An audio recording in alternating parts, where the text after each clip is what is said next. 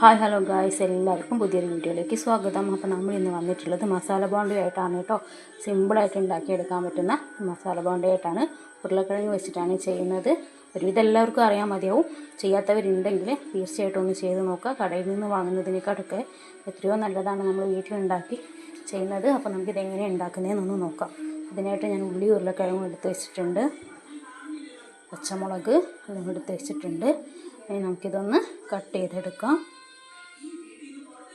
അപ്പം ഞാനിതാ ഉള്ളിയും പച്ചമുളകും ഒക്കെ കട്ട് ചെയ്തെടുത്തിട്ടുണ്ട്. ഉരുളക്കിഴങ്ങ് വേവാൻ വേണ്ടിയിട്ട് കട്ട് ചെയ്തിട്ട് വെച്ചിട്ടുണ്ട്. ഇനി നമുക്കൊരു പാൻ അടുപ്പത്ത് വെച്ചിട്ട് അതിലോട്ട് കുറച്ച് വെളിച്ചെണ്ണ ഒഴിച്ച് കൊടുക്കാം. വെളിച്ചെണ്ണ ചൂടായി വന്നാൽ ഉള്ളിയും പച്ചമുളകും ഒക്കെ ഒന്ന് അതിലിട്ടിട്ട് വഴറ്റിയെടുക്കാം കേട്ടോ. നന്നായിട്ട് ചൂടായി വരുന്നുണ്ട്. നമുക്കതിലോട്ട് ഉള്ളിയും പച്ചമുളകും ഒക്കെ ഒന്ന് ഇട്ടിട്ട് വഴറ്റിയെടുക്കാം. ഇത് വഴറ്റി വരുമ്പോഴേക്കും നമ്മുടെ ഉരുളക്കിഴങ്ങൊക്കെ അവിടെ നിന്ന് റെഡി ആയിക്കോളും.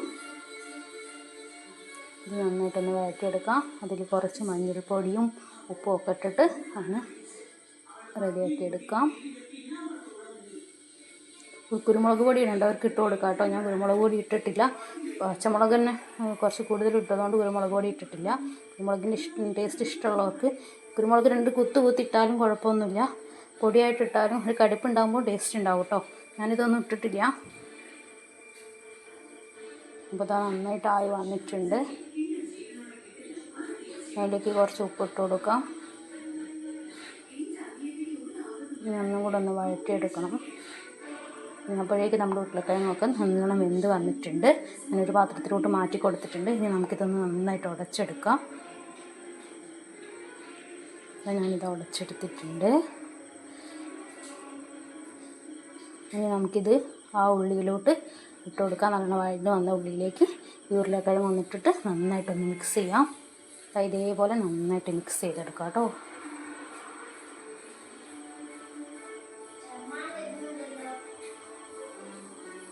അപ്പോൾ ഇത് നന്നായിട്ട് മിക്സ് ചെയ്ത് വെച്ചിട്ടുണ്ട്. ഇതൊന്ന് തണയാൻ വേണ്ടി നമുക്ക് മാറ്റി വയ്ക്കാം.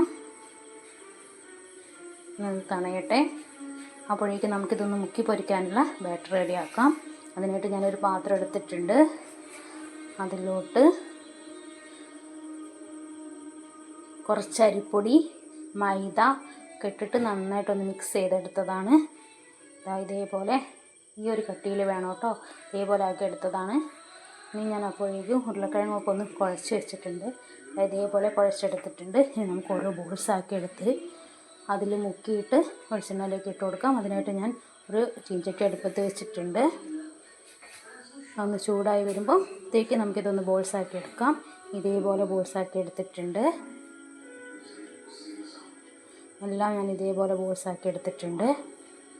ഇനി നമുക്കിതൊന്ന് ആ ബാറ്ററിൽ മുക്കിയിട്ട് എണ്ണയിലേക്ക് ഇട്ട് കൊടുക്കാം. ഞാനിത് അതിൽ ഇട്ട് കൊടുത്തിട്ടുണ്ട്. എല്ലാം ഇതേപോലെ ഇട്ടെടുത്തിട്ടുണ്ട് കേട്ടോ. എല്ലാം ഇതേപോലെ എടുത്ത് പൊരിച്ചിട്ടുണ്ട്. അപ്പോൾ നമ്മുടെ ബോണ്ട ഇവിടെ റെഡിയായി വന്നിട്ടുണ്ട്. നല്ല ക്രിസ്പിയാണ്. നമ്മൾ അരിപ്പൊടി ഇട്ടതുകൊണ്ട് തന്നെ നല്ല ക്രിസ്പി ആയിട്ട് കിട്ടും. നല്ല ടേസ്റ്റുമാണ്. എല്ലാവരും ഒന്ന് ട്രൈ ചെയ്ത് നോക്കുക. ഇഷ്ടമാണെങ്കിൽ ലൈക്ക് ചെയ്യുക, ഷെയർ ചെയ്യുക, സബ്സ്ക്രൈബ് ചെയ്യുക. അപ്പോൾ പുതിയ വീഡിയോ ആയിട്ട് കാണുന്നവരേക്കും ബായ്.